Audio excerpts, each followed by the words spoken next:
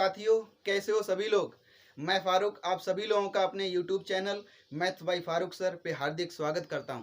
साथियों, जैसा कि हम लोग प्रॉफिट एंड लॉस को पूरी तरीके से खत्म कर चुके थे, बहुत ही अच्छे अच्छे क्वेश्चन जो है हमने प्रॉफिट एंड लॉस में जो है किए थे। ठीक है भाई, जिन लोगों ने मेरी प्रॉफिट एंड लॉस वाली वीडियो नहीं देखी है वो या तो प्लेलिस्ट में जाएंगे या डिस्क्रिप्शन में जाकर जो है हमारी सारी की सारी वीडियो देख सकते हैं। ठीक है भाई, आज जो है हम लोग एक नया टॉपिक शुरू करेंगे और टॉपिक का नाम है भाई एवरेज। ठीक है भाई, एवरेज में भी हम जैसे हमने प्रॉफिट एंड लॉस में अच्छे अच्छे क्वेश्चन किए थे, जैसे कि आज की डेट में क्वेश्चन एग्जाम में पूछे जा रहे हैं, वैसे ही क्वेश्चन हम एवरेज में भी करेंगे। मतलब हम एवरेज में हम बहुत सारे पुराने टाइप के क्वेश्चन नहीं पढ़ेंगे, एवरेज में भी हम वही क्वेश्चन पढ़ेंगे जो आज की डेट में एग्जाम्स में पूछे जाते हैं। ठीक है भाई, तो आज की क्लास को जो है हम शुरू करते हैं बिना किसी समय गवाए। लेकिन एक बात ध्यान रखना, अभी हम एवरेज की क्लास को शुरू करेंगे, लेकिन प्रॉफिट एंड लॉस में जब मैं लास्ट वाली वीडियो करा रहा था, लास्ट वाली क्लास में मैंने कहा था अभी एक क्वेश्चन जो है बाकी है। ठीक है भाई, तो हम एक काम करते हैं कि हमारा जो एक क्वेश्चन छूटा हुआ है प्रॉफिट एंड लॉस में, पहले एक काम करते हैं कि उस छूटे हुए क्वेश्चन को जो है पूरा कर लेते हैं, और एक क्वेश्चन जो छूटा हुआ है उसको कवर करने के बाद जो है हम आज की जो है अपनी जो नया जो टॉपिक है उसको शुरू करेंगे। उससे पहले जो है एक क्वेश्चन छूट रहा है, पहले उसको कवर कर लेते हैं। ठीक है भाई, तो पहले उसको कवर करते हैं।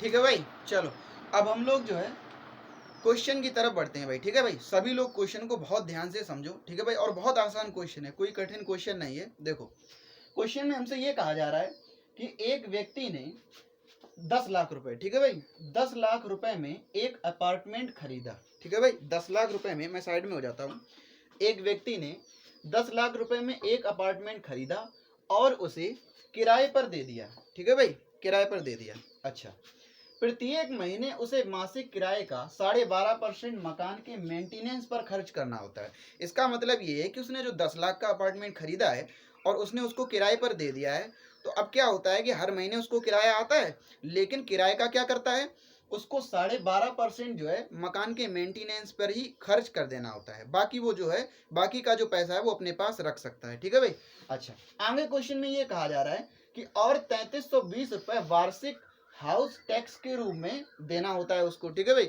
इसका मतलब ये कि साल भर में जो उसे 3320 रुपए टैक्स के रूप में जो है और देने होते हैं। ठीक है, अच्छा, अब आगे क्वेश्चन में ये कहा जा रहा है यदि उसे कुल मूल्य का 10% वार्षिक लाभ के तौर पर प्राप्त होता है। देखो, इसका मतलब ये हुआ कि जो उसने 10 लाख रुपए का अपार्टमेंट खरीदा था, साल भर में क्या हुआ, उस पर उसे मतलब उसने देखो मेंटेनेंस पर रुपए भी खर्च किए, है ना भाई, मतलब जो भी महीने का किराया आया उस महीने के किराए में से उसने 12.5% मेंटेनेंस पर भी खर्च कर दिए। ठीक है भाई, और 3320 रुपए वार्षिक टैक्स के रूप में भी दे दिए, फिर भी उसको जो है कुल मूल्य पर, मतलब कुल मूल्य कितना है, 10 लाख रुपए जो उसने अपार्टमेंट खरीदा था, 10 लाख रुपए पर फिर भी उसे क्या हो गया है, 10% का वार्षिक लाभ के तौर पर प्राप्त हो। इसका मतलब ये कुल मूल्य का 10% जो है वार्षिक लाभ के तौर पर उसको क्या हो जाते हैं, प्राप्त हो जाते हैं। ठीक है भाई, अच्छा, अब आगे क्वेश्चन में पूछा जा रहा है तो अपार्टमेंट का मासिक किराया कितना है, क्वेश्चन में हमसे यही पूछ लिया। ठीक है भाई, तो हमसे क्वेश्चन में जो है, क्वेश्चन में हमसे केवल इतनी बात पूछी जा रही है कि भाई तो अपार्टमेंट का मासिक किराया कितना है, हमें किराया बताना है। ठीक है भाई, अच्छा, अब देखो क्वेश्चन को सॉल्व कैसे करेंगे, बहुत आसान क्वेश्चन है। जैसे हम एक काम करते हैं, देखो उसने क्या किया है कि उसे मासिक किराए का 12.5% 12.5% क्या करना होता है, टैक्स मेंटेनेंस पर खर्च करना होता है। तो एक बात बताओ, 12.5% का जो फ्रैक्शन होता है, भिन्न होता है, वो कितना होता है बोलो, 1/8। कितना होता है, 1/8। अच्छा ठीक, हमने एक काम किया कि हमने मान लिया कि उसका जो मासिक किराया है अपार्टमेंट का, जो उसको किराया आता है, वो हमने मान लिया कितना है बोलो, 8 यूनिट, क्योंकि 12.5% देना पड़ेगा, तो 8 अगर यूनिट हम मान लेंगे तो उसका 1/8 निकालेंगे, बहुत आसानी रहेगी, है ना। अच्छा ठीक, तो हमने ये माना कि ठीक है भाई, हमने ये मान लिया कि जो उसका अपार्टमेंट का जो किराया है वो कितना है, 8 यूनिट मान लिया, मैंने अपनी तरफ से मान लिया। आप 8 यूनिट या कुछ भी मान लीजिए आंसर पे जो है कोई फर्क नहीं पड़ेगा, कैलकुलेशन को आसान करने के लिए हमने 8 माना है। ठीक, तो अब एक बात बताओ, उससे मासिक किराए का, अब देखो मासिक किराया हमने कितना माना, 8। अब देखो उसको क्या है कि भाई 8 यूनिट का जो है, 8 यूनिट जो है पहले महीने क्या आएगा, किराया आएगा, 8 यूनिट पहले महीने क्या आ जाएगा, किराया आ जाएगा। अच्छा ठीक, अब वो क्या काम करेगा कि किराए का उसको क्या देना पड़ेगा, 12.5% जो है मेंटेनेंस पर खर्च करने पड़ते हैं। तो अब आप मुझे एक बात बताओ, अगर हम 8 का 12.5% निकालें, 12.5% का फ्रैक्शन मैंने अभी भी बताया कितना होता है, 1/8। इसका मतलब ये है कि अगर हम 8 का 12.5% निकाल रहे हैं तो हमें निकालना पड़ेगा 8 का कितना, बोलो 1/8। तो 8 का जो 1/8 आएगा वो कितना आएगा, बोलो 1 ही तो आएगा, ये कट जाएगा, 1 रुपए या 1 यूनिट मान लो आप। इसका मतलब ये है कि पहले महीने 8 यूनिट अगर उसके पास किराया आएगा तो 1 यूनिट उसको क्या करने पड़ेंगे, मेंटेनेंस पर खर्च करने पड़ेंगे। ठीक है भाई, मतलब आप ऐसे समझ लिए 8 रुपए अगर किराया आएगा तो 1 रुपए मेंटेनेंस पर खर्च कर देगा। तो आप मुझे एक बात बताओ, अभी भी उसके पास जो रुपए बचे हुए हैं वो कितने बचे हुए हैं, 7 यूनिट बचे हुए हैं, क्योंकि 8 यूनिट किराया आया और 1 यूनिट उसने मेंटेनेंस पर खर्च कर दिया। तो अभी भी उसके पास जो किराए से आई हुई धनराशि बची वो कितनी है, 7 यूनिट अभी भी बची हुई है। अच्छा ठीक, अब आप एक बात बताओ, ये तो बात होगी 1 महीने की। ठीक है भाई, ये तो बात होगी कितने की, 1 महीने की। इसका मतलब ये हुआ कि 1 महीने में मेंटेनेंस पर खर्च करने के बाद भी उसके पास जो है 7 यूनिट की धनराशि बची रहेगी। अब यहाँ पर आगे चल के जो हमें लाभ दिखा रहा है वो 1 साल का दिखा रहा है। तो आप मुझे एक बात बताओ, अगर 1 महीने में उसके पास 7 यूनिट की धनराशि बची है तो पूरे साल भर में इस तरह से कितनी धनराशि हो जाएगी, तो 12 सत्ते कितने होते हैं, 84 यूनिट। इसका मतलब ये हुआ कि पूरे, अब देखो मैं इसको हटा दे रहा हूँ, ये तो मैंने केवल समझाने के लिए आपको लिख दिया था।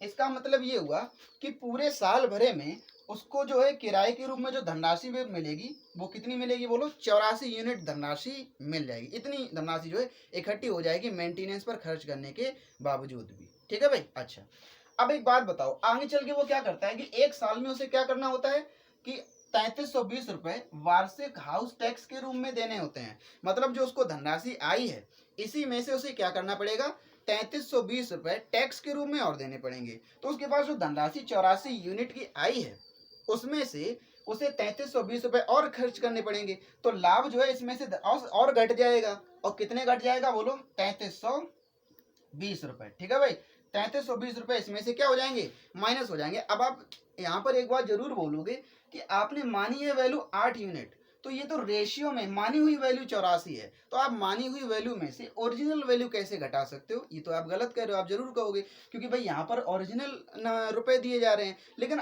यहाँ पर क्या है कि भाई जब आप यहाँ पर इसको x भी मानोगे तो बात वो वही पड़ेगी। अगर हम इसको अगर x मानेंगे तो यहाँ पर x का मल्टीप्लीकेशन हो जाएगा, तब भी ये वैल्यू इसमें से घटेगी। ठीक है भाई। अच्छा ठीक, तो क्या हुआ कि भाई 84 यूनिट धनराशि आई, उसमें से 3320 रुपए हाउस टैक्स के रूप में दे दिए। अभी भी उसके पास 84 माइनस इतनी धनराशि बची है, यही तो उसको लाभ हो जाएगा। अब लाभ उसने क्या कह दिया कि कुल लाभ उसे कितना मिला है, कुल लाभ का, यानी कि जो 10 लाख का अपार्टमेंट खरीदा था इस पर उसे 10% का लाभ हुआ है। तो आप मुझे एक बात बताओ, 10 लाख का अगर हम 10% निकालेंगे तो 10% निकालने का मतलब कितना हुआ, 1/10 निकालना। तो जब आप 10 लाख का 1/10 निकालोगे तो एक जीरो से एक जीरो कैंसिल आउट हो जाएगी, यानी कि 10 लाख का जो 10% आएगा वो कितना आएगा, 1 लाख आएगा। ठीक है भाई, तो उसको लाभ के रूप में अभी भी कितने रुपए मिल रहे हैं, बोलो 1 लाख, 3 और 2 5। ठीक है भाई। अच्छा, तो अब आप मुझे एक बात बताओ, ये 3320 रुपए उस तरफ जाएंगे, नहीं आ रहा ये 1 लाख रुपए, कोई बात नहीं, थोड़ा पीछे लिख देता हूँ। ठीक है भाई, देखो यहाँ पर ये चल रहा था कि 84 माइनस, ठीक है भाई, और ये 3320 और बराबर कितना, बोलो 1 लाख। ठीक है भाई, ठीक है भाई, 3 2 5। ठीक, तो अब देखो 84 यूनिट का मान किसके बराबर आएगा, ये आ जाएगा, इसमें जुड़ जाएगा 3320, तो जोड़ लो भाई। जब इस तरफ जाएंगे तो इसमें जोड़ेंगे तो कितना आ जाएगा, 0 2 3 3 0 1। ठीक है भाई, इतना आ जाएगा, यानी कि 1,03,320 रुपए 84 यूनिट का मान। अब देखो अगर 84 यूनिट का मान इसके बराबर है तो 1 यूनिट का मान किसके बराबर हो जाएगा, इतना जो भी लिखा हुआ है 1,03,320 बटे कितना, बोलो 84।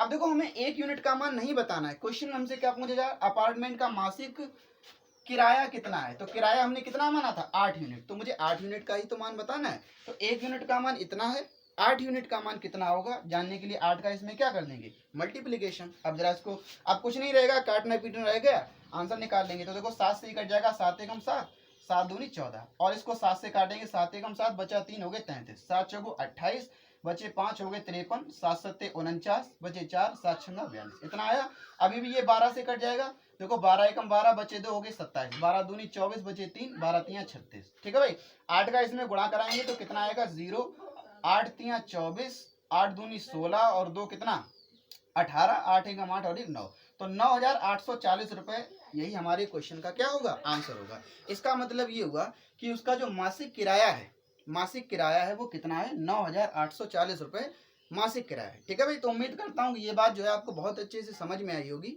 अब हम इस क्वेश्चन को, जो एक क्वेश्चन रह गया था वो यही था, अब ये खत्म हो गया। अब हम जो है वो नया टॉपिक शुरू करते हैं, एवरेज। ठीक है भाई, चलो आगे बढ़ते हैं।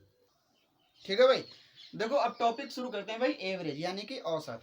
देखो एवरेज में औसत का मतलब क्या होता है, देखो औसत का मतलब होता है भाई कोई बीच का पार्ट। इसका मतलब ये है कि अगर मान के चलो आपसे कोई ये कह दे कि भाई किसी एक लड़के के मान के चलो हिंदी में 20 नंबर आए, अंग्रेजी में 25 आए, ठीक है भाई, और मैथमेटिक्स में मान चलो 30 आए, है ना, और सब्जेक्ट दे दे किसी में 40 आए, किसी में 45 आए, किसी में जो है 35 आए, तो उनका एवरेज निकालने का मतलब ये है कि भाई बीच का नंबर कितना है। ठीक है भाई, बीच का नंबर जो है सब मिलाकर जो है कितना आ रहा है, वही उसका क्या कहा जाता है, एवरेज कहा जाता है। ठीक है भाई, और एवरेज की परिभाषा हम दूसरी भाषा में ऐसे भी कह सकते हैं कि अगर हम किसी एक पर्टिकुलर वैल्यू को जो है कांस्टेंट मान लें और उससे ज़्यादा जितना भी पार्ट निकल रहा है उतने पार्ट को हम सभी में इक्वली डिस्ट्रीब्यूट करा दें, और जितना मान आए, ठीक है भाई, इक्वली डिस्ट्रीब्यूट करा दें, तो फिर जितना मान आए उसी को क्या कहते हैं, एवरेज कहते हैं। ठीक है भाई, यानी कि कहने का मतलब जो है क्वांटिटी का जो है इक्वली डिस्ट्रीब्यूट हो जाना भी क्या कहलाता है, एवरेज कहलाता है। ठीक है, अच्छा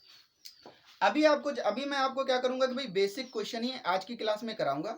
तो बेसिक क्वेश्चन करने के लिए आपको बस केवल इतनी बात जाननी है कि अगर हमें ये पूछा जाए कि किसी भी राशियों का अगर हमसे औसत पूछा जाए, ठीक है भाई, जैसे हमसे क्वेश्चन में कहा जाए कि भाई राशियों का औसत बताइए भाई, औसत। ठीक है भाई, तो औसत होता है, राशियों का औसत होता है, वो क्या होता है भाई, राशियों का योग, राशियों का योग और बटे क्या होता है बोलो, राशियों की संख्या, राशियों की संख्या। ठीक है भाई, बस केवल एक ही फॉर्मूला अभी आपको याद रखना है कि एवरेज यानी कि राशियों का, जो भी राशि हमको दी जाए उनका औसत पूछा जाए तो औसत बराबर होता है राशियों का योग बटे राशियों की संख्या। बस केवल इतनी बात जो है अभी आपको समझनी है। अगर यहीं पर हमें राशियों का योग पता करना होता है तो ये वैल्यू इधर मल्टीप्लीकेशन में आ जाएगी, मतलब औसत गुणा उनकी संख्या बराबर राशियों का योग आ जाएगा। अगर हमें राशियों की संख्या बतानी होती है तो औसत दिया होगा तो ये इस तरफ डिवाइड में आ जाएगा, तो राशियों की संख्या बराबर हम लिख सकते हैं राशियों का योग बटे राशियों का औसत। ऐसे भी जो है आप अपनी तरफ से जो है बना सकते हो। ठीक है भाई, चलो अब हम जो है पहला क्वेश्चन उठाते हैं इसी टॉपिक पर, एकदम बेसिक सा। ठीक है भाई, ठीक है भाई, चलो अब हम लोग जो है पहला क्वेश्चन उठाते हैं एकदम बेसिक। ठीक है भाई, देखो क्वेश्चन में ये कहा जा रहा है जनवरी और फरवरी के महीने में औसत वर्षा 4 सेंटीमीटर है। ठीक है भाई, आगे कहा जा रहा है और मार्च से मई के महीने में 5 सेंटीमीटर है, जबकि जून से सितंबर तक के महीने में 12 सेंटीमीटर और अक्टूबर से दिसंबर के महीने में 7 सेंटीमीटर थी। तो क्वेश्चन में पूछा जा रहा है पूरे साल औसत वर्षा का पता लगाइए, ऐसा क्वेश्चन में जो है कहा जा रहा है। बहुत आसान क्वेश्चन है। अब यार मुझे एक बात बताओ, जनवरी और फरवरी के महीने में औसतन वर्षा 4 सेंटीमीटर, बताओ जनवरी फरवरी तक कितने महीने हुए, 2 महीने हुए, तो महीनों की संख्या कितनी है, 2, जबकि उनका औसत कितना है बोलो, 4 सेंटीमीटर। तो मैं कहूँ कि भाई दोनों महीने तक कुल योगफल, अगर मैं योगफल पूछूं भाई टोटल जो है कितने सेंटीमीटर वर्षा हो रही होगी, तो आप कहोगे भाई कितना, 4 दूनी 8।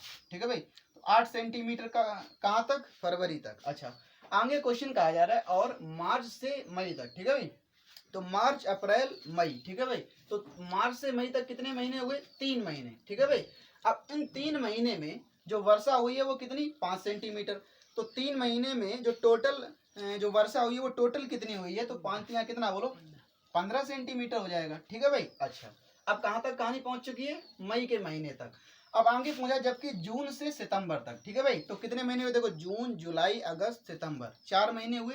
अब इन 4 महीनों में टोटल 4 महीने में औसतन 12 सेंटीमीटर वर्षा हुई, तो टोटल कितना, टोटल जो है कितने सेंटीमीटर वर्षा हुई, तो 12 चौकू 48 सेंटीमीटर। ठीक है भाई, अच्छा ठीक, अब कहाँ तक पहुंच चुके हैं भाई हम लोग, सितंबर तक। अब सितंबर से पूछा जा रहा है कि भाई अक्टूबर से दिसंबर। ठीक है भाई, तो देखो अक्टूबर से दिसंबर तक कितने महीने हुए, अक्टूबर नवंबर दिसंबर, 3 महीने हुए भाई। ठीक है भाई, और इन 3 महीने में जो वर्षा हुई है वो कितनी 7 सेंटीमीटर, तो टोटल कितनी हो जाएगी 7 तियां 21। ठीक है भाई, तो कहने का मतलब अगर हमने टोटल पूरी साल का देखें तो टोटल पूरी साल जो वर्षा हुई है वो इतनी हुई है, इन सबको जोड़ लेंगे तो कितना आ जाएगा बोलो। देखो 8 5 13, 13 और 8 कितने हो जाएंगे बोलो 21, और एक 22 की 2 हासिल लगी कितना बोलो 2, 2 2 4, 4 4 8, और एक कितना बोलो 9, 92। ठीक है भाई, तो टोटल 92 सेंटीमीटर वर्षा हुई है ना।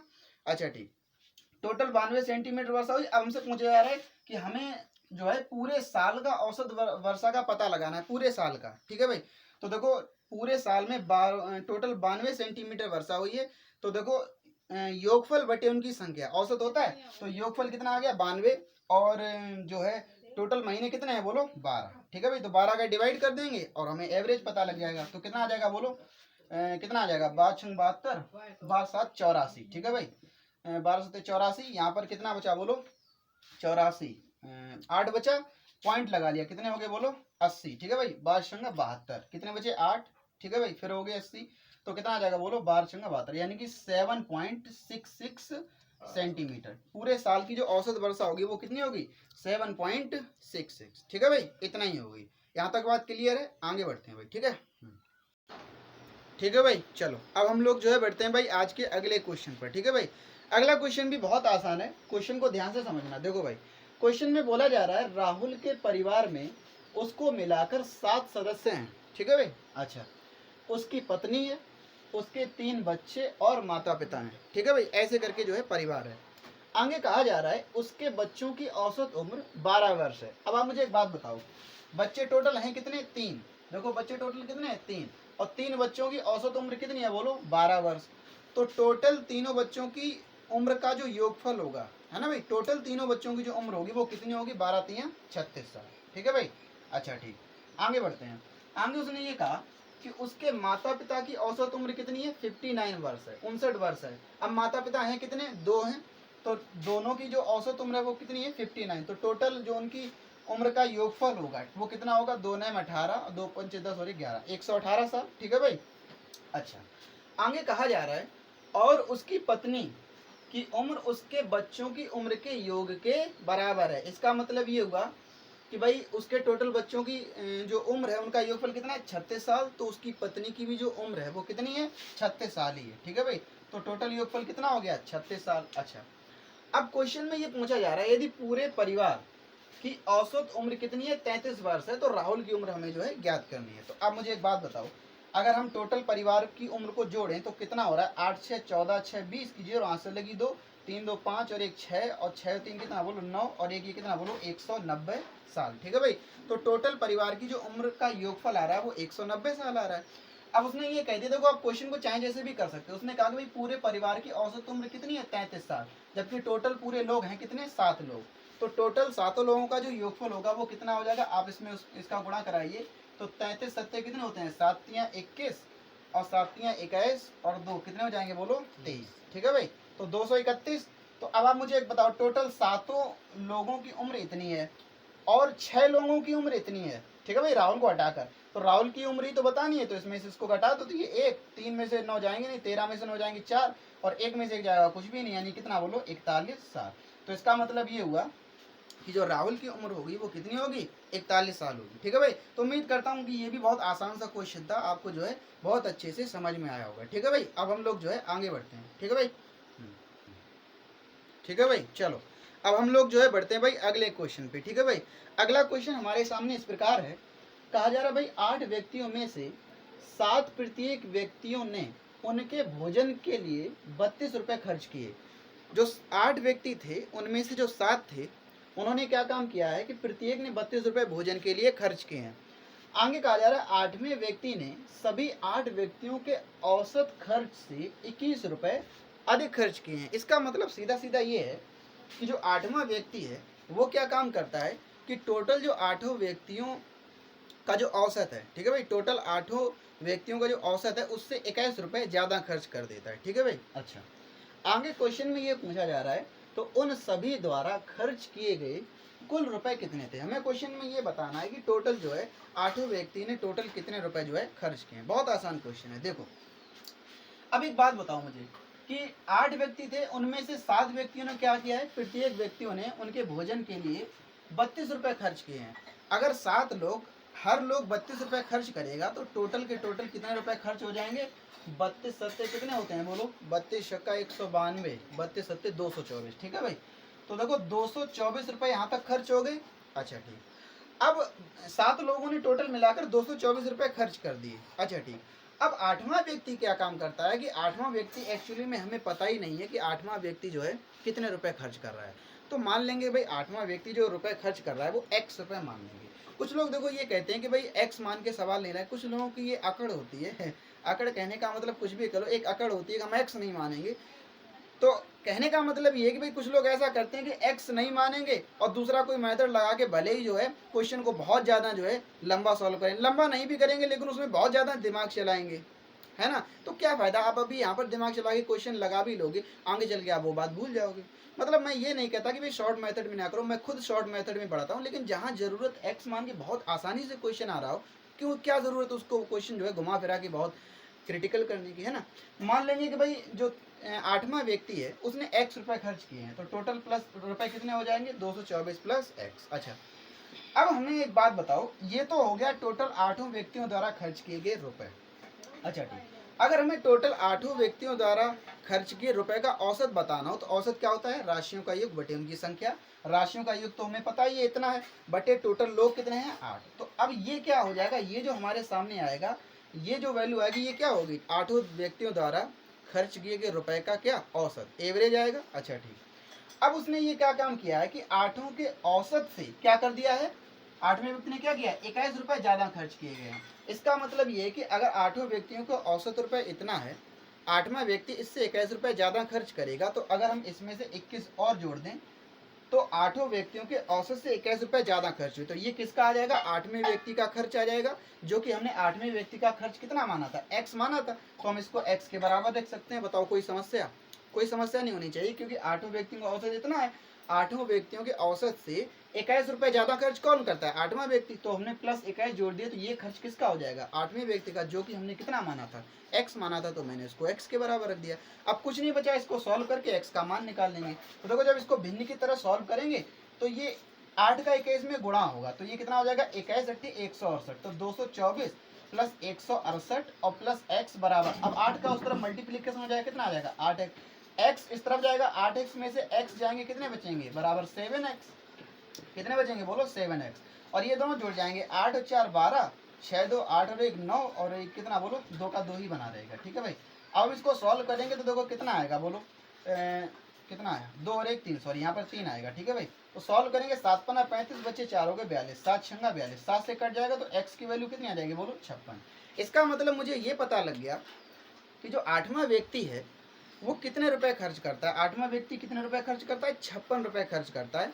क्वेश्चन में हमसे 8वें व्यक्ति का खर्च नहीं पूछा जा रहा था, क्वेश्चन में पूछा जा रहा था सभी लोगों ने कितने रुपए खर्च किए। तो देखो 224 7 लोगों ने खर्च किए, 8वें व्यक्ति ने कितने रुपए खर्च किए, 56 रुपए, तो टोटल रुपए कितने हो गए, 6 4 10, 5 2 7 और 1 8 और 2, यानी कि 280 रुपए, ठीक है भाई। तो कहने का मतलब ये हुआ कि जो टोटल रुपए 8 व्यक्तियों द्वारा खर्च किए गए हैं वो कितने खर्च किए गए हैं, 280 रुपए, ठीक है भाई। यहाँ तक बात सभी को क्लियर है, आगे बढ़े भाई, ठीक, आगे बढ़ते हैं। ठीक है भाई, अब हम लोग जो है बढ़ते हैं भाई आज के आखिरी क्वेश्चन पे, ठीक है भाई। आज का आखिरी क्वेश्चन हमारे सामने इस प्रकार है, क्वेश्चन में कहा जा रहा है भाई एक संख्या को 11 से गुणा करने पर एक अन्य संख्या प्राप्त होती है जो कि 390 से उतना अधिक है जितना कि वास्तविक संख्या का 2 गुना 390 से कम है, ठीक है भाई। तो क्वेश्चन में ये पूछा जा रहा है वास्तविक संख्या यानी कि वो जो संख्या रही होगी वो संख्या, और परिणामी संख्या, परिणामी संख्या का मतलब 11 का गुणा करने पर जो संख्या बनी होगी वो वाली संख्या का औसत कितना है, हमें ऐसा क्वेश्चन में बताना है। केवल लैंग्वेज का खेल है, क्वेश्चन में ऐसा कुछ भी नहीं है, ठीक है भाई। देखो मान लेते हैं जो देखो वो जो संख्या थी वो हमें पता ही नहीं है कि भाई जो संख्या थी वो तो हमें पता ही नहीं है कितनी थी, है ना भाई। मान लेते हैं कि भाई जो संख्या थी वो कितनी थी, x थी, मान लेते हैं संख्या कितनी थी, x। अब उसने कहा कि भाई एक संख्या को 11 से गुणा करने पर, तो देखो अगर 11 से गुणा करेंगे तो संख्या कितनी बनेगी बोलो 11x। अब उसने कह दिया कि भाई 11 से गुणा करने पर एक अन्य संख्या प्राप्त होती है जो कि 390 से उतना अधिक है, मतलब ये संख्या जो है वो 390 से ज्यादा बनेगी, तो फिर हम इसमें से क्या करेंगे, 390 घटाएंगे, वो बराबर हो जाएगा किसके, उतना अधिक है। देखो जिस इसमें से घटाएंगे वही तो अधिक वाला पार्ट होगा। ठीक, कहा जा रहा है भाई उतना अधिक है जितना कि वास्तविक संख्या का दोगुना। वास्तविक संख्या कितनी थी, x थी, x मानी थी, अब उसका दोगुना यानी कि कितना बोलो 2x। 2x जो है वो 390 से कम है, मतलब ये जो 2x है ना वो 390 से कम है, इसका मतलब 390 बढ़ा रहा होगा, तो घटाएंगे किस में से, 390 में से, तो 390 में से घटाएंगे कितना बोलो 2x। बस अब इसको सॉल्व करके हम x का मान निकाल लेते हैं, पता कर लेते हैं आखिर वो संख्या कौन सी है। अच्छा ठीक, अब देखो 2x इस तरफ आएगा तो 11x और 2x कितने हो जाएंगे बोलो 13x बराबर 390 माइनस का इस तरफ जाएगा प्लस का हो जाएगा, 390 390 जुड़ जाएंगे तो कितने हो जाएंगे 0, 2 9 18, 2 3 6 और 1 7, 780, 13 से कट जाएगा तो कितना 13 छक्का 78, यानी कि जो x का मान आएगा वो कितना आएगा बोलो 60। कहने का मतलब ये हुआ कि जो हमारी मूल संख्या रही होगी, जो संख्या थी वो कितनी थी 60 थी। अब क्वेश्चन में हमसे क्या पूछा जा रहा है, क्वेश्चन में पूछा है वास्तविक संख्या और परिणामी संख्या का औसत। वास्तविक संख्या कितनी है 60, परिणामी संख्या कौन सी, जब हम उसमें 11 का गुणा कराने पर एक अन्य संख्या प्राप्त करेंगे वो वाली संख्या, तो कितना आ जाएगा 11 छंगा 66, 360 संख्या बनेगी। इन दोनों संख्याओं का एवरेज पूछा जा रहा है, तो औसत क्या होता है, राशियों का योग बटे उनकी संख्या। तो राशियों का योग कितना आ जाएगा, देखो 0 6 6 12 और 6 और 1 7, कितना 720, और बटे उनकी संख्या, संख्याएं कितनी है 1 और 1 2, दो ही तो हैं, गुणा कर देंगे कितना आ जाएगा बोलो 360। तो कहने ये 360 आ रहा है, तो कहने का मतलब ये हुआ कि हमारे इस क्वेश्चन का जो राइट आंसर आएगा वो कितना आएगा 360, दोनों संख्याओं का जो औसत आएगा वो कितना आएगा 360। तो उम्मीद करता हूँ कि आज की क्लास में मैंने जितने भी क्वेश्चन आपको कराए हैं सारे के सारे क्वेश्चन आपको बहुत अच्छे से समझ में आए होंगे। आज मैंने एवरेज का कोई भी कॉन्सेप्चुअल क्वेश्चन नहीं लिए, मतलब कॉन्सेप्ट वाइज क्वेश्चन नहीं लिए, केवल मैंने बेसिक कराया है। ठीक है भाई, कल से जो है मर्जिंग ऑफ ग्रुप का कॉन्सेप्ट पढ़ेंगे कि मतलब एवरेज में जब कई ग्रुप मर्ज हो जाते हैं, किसी व्यक्ति की उम्र जो है मिल जाती है ना भाई, ऐसे क्वेश्चन जो है ग्रुप को मर्ज कराकर या किसी व्यक्ति को मर्ज कराकर जिस टाइप के क्वेश्चन बनते हैं वैसे क्वेश्चन हम जो है अगली क्लास में करेंगे। ठीक है भाई, आज की क्लास को हम जो यहीं तक रखते हैं। ठीक है भाई, तो आज की क्लास को जो है यहीं तक रखते हैं, मिलेंगे भाई अगले क्लास में। ठीक है भाई, आज के लिए इतना ही, धन्यवाद, जय हिंद। ठीक है भाई।